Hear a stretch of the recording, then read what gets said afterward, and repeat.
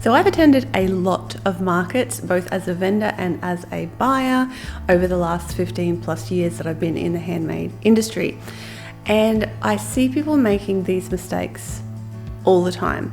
In fact, every time I'm a customer at a market and I walk around and I see people doing these things, I'm like, stop, please, I beg of you, you're losing sales. But that would be a bit awkward and weird to walk up to someone and say that in person, right? So I don't, I just think it and walk on by. But today, I'm gonna tell you these things. These are the things I wish I could say to those vendors at those markets that are losing them sales. So let's make sure you are not doing those things at your next market. If you don't know me, my name's Jess Van Den. I've been selling my own sterling silver handmade jewelry online and in person and by wholesale and all those things since 2008. And I have been teaching other makers how to turn their handmade hobby into a thriving and profitable. And I've been teaching other makers how to take their handmade hobby and turn it into a thriving and profitable business since about 2010. So a long time now. Things have changed, but things have also stayed the same, especially when it comes to selling at markets. Things don't really change that much. It all comes down to a couple of simple do's and don'ts when it comes to actually selling on the day. So let's cover those. Okay, the first thing you need to think about, I'm not talking about your market stall setup today. That's a whole nother video. And in fact, I'm doing an entire workshop, Selling at Markets 101 workshop soon in my membership, the Thriver Circle, where I'm going to cover all of that stuff, how to take payments, how to set up your stall, how to plan, all that sort of stuff. Today, I'm just talking about actually selling on the day. So the first thing I want you to think about is how you look. Like, what are you wearing? How are you groomed? Because you want to do two things when it comes to your appearance. You want to, if possible, wear your own products, if you make products that are wearable, and or you want to dress in a way that reflects your branding and also appeals to your target customer. This, of course, means that you need to know who your target customer is, okay? So you want to dress in a way that they will find appealing and that will draw them to you. And again, you want to also dress in a way that reflects your branding. So make sure that you do this. Make sure that you are dressing in a way that does these things. I mean, there's nothing worse than I sell jewelry. I wouldn't be going to a market and wearing someone else's jewelry to that market. And I always made sure to wear clothes that reflected my brand ethos and that also were in line with my target customer and how they would expect me to look. I know, right? It's not very authentic, but it's not like I went out and bought different clothes. I just went with, I was myself, but I made sure to groom and dress myself in a way that was appealing to my customers. The second point is to be yourself, but be the best version of yourself, okay? You don't need to change your personality, but you need to work with the best parts of your personality. So for example, I am kind of introverted in that I need to be alone to recharge my energy. And I find being, I'm not an overly enthusiastic sort of human being, but I'm very open and happy. And so when I'm at markets, I try to put my best self forward. And sometimes, you have to find a balance and you have to work with your customer as well. So try to get a feel for what they would enjoy. Are they open and bubbly and striking up a conversation with you or want to have a chat? Or are they just kind of giving you that sort of side eye and smile, like, please don't talk to me, just leave me alone and let me browse. So you have to kind of try to use your personality in a way that, connects with them in the way that they want to be connected, rather than being like either an introvert who just kind of ignores everybody or an extroverted type who just wants to talk to everybody. And some customers will find either of those extremes off-putting. Another thing I strongly recommend is that you do not sit down. There's nothing worse than you're walking past, everyone's unless people are in a wheelchair, everyone's at standing height, and there you are sitting down low behind your table.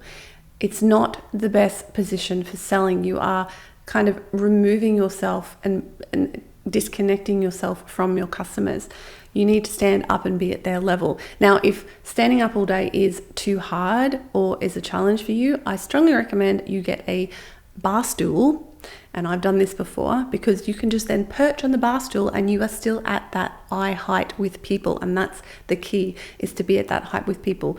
Ideally on your feet is better, because you're more just simply, your body language is going to be more engaged and more open if you are standing rather than sitting.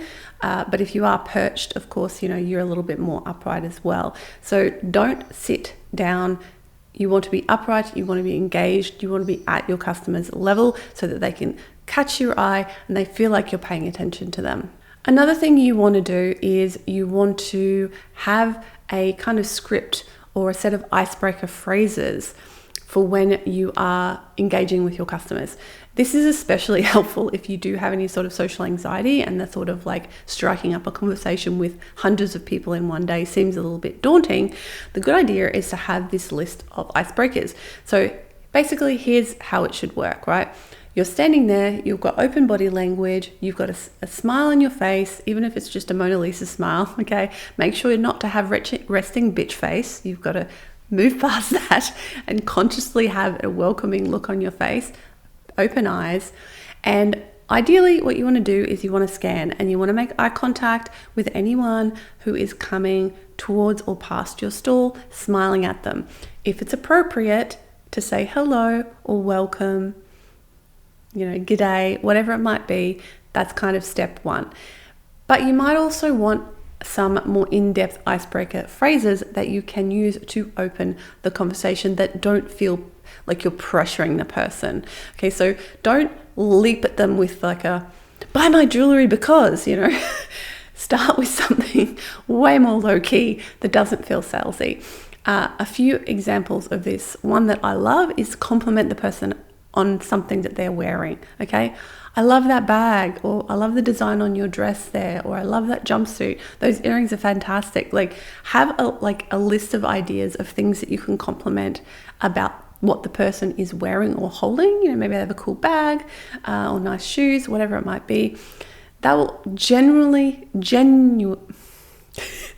try that again. That will generally put people on the right foot with you. They'll feel complimented, that they'll feel nice, and that might open up a conversation with them. Maybe you'll, say something like, hi, hope you're enjoying your day, hope you're enjoying the market, something like that, just something simple. But you can write down a list of these phrases and just kind of have them, obviously, out of sight somewhere. Maybe you have a clipboard, you can have them on there and cheat, whatever it might be. Have some of these phrases ready so that you can easily interact and break the ice with potential customers without being pushy and salesy. Another thing to be aware of is keep scanning even when you're serving a customer. I don't know about you, but something that I absolutely hate is when I go somewhere to be served and the person is serving somebody else, but they completely ignore me. Like, they don't even look at me or make eye contact. It feels awful. So don't do that. If you are serving somebody and someone else looks seriously engaged, like they're picking up something, or they look like they're waiting, they look like they want to buy something, just look at them briefly, smile and say, I'll be with you in a moment, or thanks for looking, or something like that. Just make eye contact with them and acknowledge them in some way so they know that you've paid attention and that they're there. Like, I have literally left market stalls before for this. I've picked something up I want to buy, I've been waiting. I'm happy to wait. I'm a patient person. I'm happy to wait for my turn. But then they seem completely oblivious to me. Like, I've got no eye contact, no glance in my direction, no sort of acknowledgement that I exist. And so I've put the thing down and I've moved on. And I'm like, I might come back for it later. They don't look like they're interested in helping me at this point in time. And that's not, people are busy. There's one person manning a stall. It can get hectic. Totally understand that.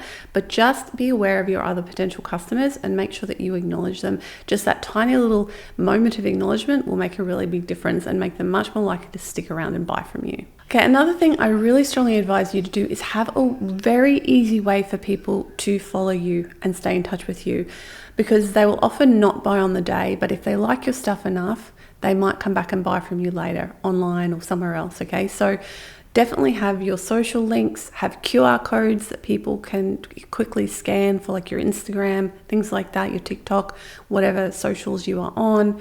Make sure your brand name is clearly displayed. I cannot believe how many markets I've been to where somebody has a market stall, but there is no name. I don't know what their business is called, so how the heck can I ever follow them?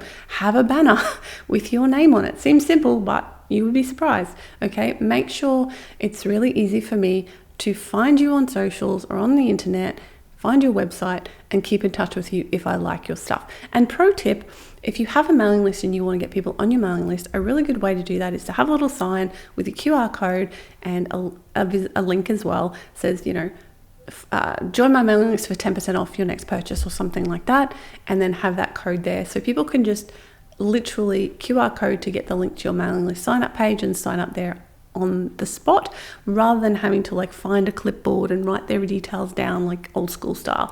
Make it as easy as possible for people to stay in touch with you. Okay, so you're probably wondering, okay, you've told me all the things I should be doing. What about these things I shouldn't be doing? Are you ready? Here we go. Obviously, I've already told you, don't sit down, okay? Don't sit down. Don't be on your phone. Just put the phone away. It needs to be nowhere in your hands unless you are taking a payment. Your phone should be nowhere near you, okay? You are not here to play games on your phone, to scroll social media, whatever. I don't care what it is. Put your phone down. You're not here to be on your phone, okay? Same goes with a book or any other thing that you might be using to distract yourself from being present in the moment. Put it away. Smile at people. I know we hate being told to smile, but honestly, it's something you need to do when you're in sales. You need to have a pleasant, friendly look on your face. So make sure you have a pleasant, friendly look on your face. You are smiling at people, you're open, your body language is open. Don't stand there with crossed arms. Another thing, do not block your stall, okay? Wherever you are standing, make sure you are available to your customer, but you are not stopping them from browsing. There's been so many times where I've literally not been able to go into a stall because the owner of the stall is standing out the front in front of the entrance, okay?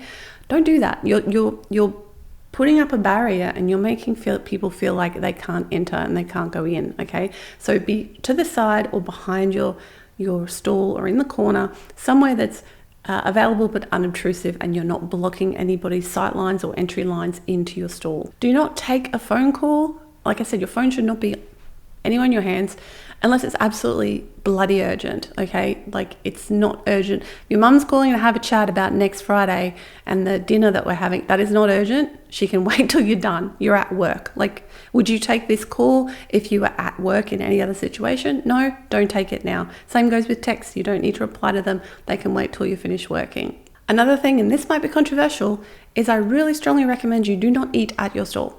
Do not sit there like honing into something. You're not going to get any sales really when that's happening. It's going to be off-putting to people. Yes, we all need to eat, 100%. If you do have to eat, try to have snackage type foods that you can just quickly pop in your mouth rather than like a whole plate of something that you need to eat with a knife and fork. Ideally, you will have someone who can cover for you while you go eat and come back again. Of course, if you're eating with your hands, you need to have like wet wipes or something to clean your hands so that they're not getting grotty, but really think about how that looks, okay? We don't, people working in retail stores, we don't expect them to be eating their lunch behind the counter. It's the same sort of thing. So try to organize some way that you can eat and or drink without it being obvious and without it being there in your stall. Another do not be chatting with your stall neighbors while you have potential customers there. I understand part of the fun of doing a market is getting to know your neighbors behind you, beside you, having a good chat. But the amount of times I have seen people having a good chat and completely ignoring potential customers is high. Don't be that person. You are there to connect and network, absolutely, but your number one priority is to make sales. You need to be available to your customer. If you see someone walking past your stall and they look even remotely interested, you need to step away from that conversation and be open, friendly, and available to help that person. That is your number one priority. And finally, don't harass people. So don't try to chat with someone if they don't seem interested in it, because they're just going to feel it like harassed, okay? And I know you're not harassing them. We know this, of course not. You're lovely, you're sweet, you're kind. You just want to make a connection. But that doesn't change the fact that that's how they might feel, right? So just, again, be guided by your customer. If they seem open to a chat and they want to have a conversation, have a chat. If they're the sort of person who likes to be left alone while they're browsing, leave them alone while they're browsing. You probably fall into one of these camps yourself. I'm the leave me alone while I'm browsing camp, generally speaking. If I go into a shop, I don't want a sales assistant follow me around. I want to be acknowledged and welcomed and then left alone until I decide I want to try something on or buy something. Other people will just be like, they'll walk up to the sales assistant and they'll want to have a good old yammer and they'll drag them around the shop and ask them for opinions.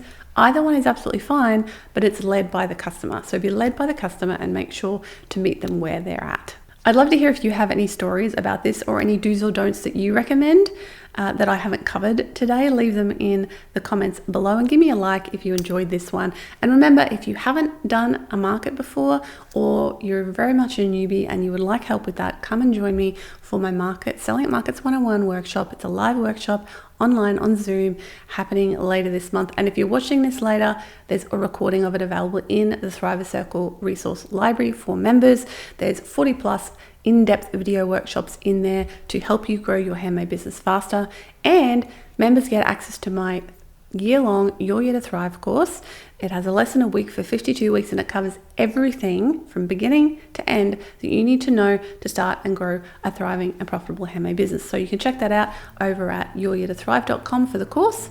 And if you want to decide you want to join us, head on over to thrivercircle.com. I'd love to welcome you into our lovely supportive community. Something that I see a lot of people also making a mistake about at their markets, stalls, which I didn't cover today, is pricing.